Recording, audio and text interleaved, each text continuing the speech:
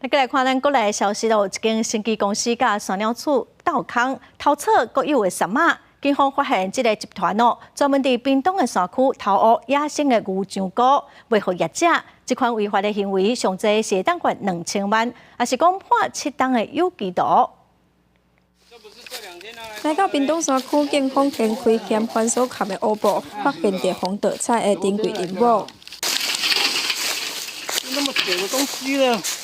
这位较偏僻的国有屏东林班地，生长真济珍贵的牛樟木，还有牛樟菇。高雄有生技业者看准到有固定采买的族群，商机真大，甲嫌犯来合作。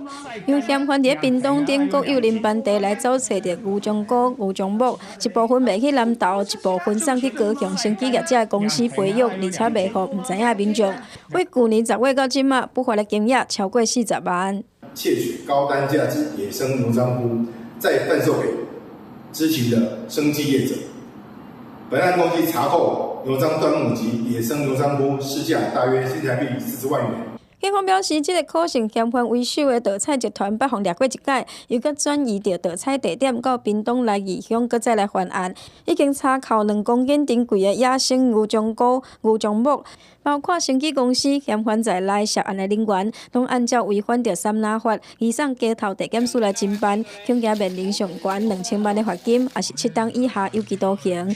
记者王刘婷、陈显坤屏东报道。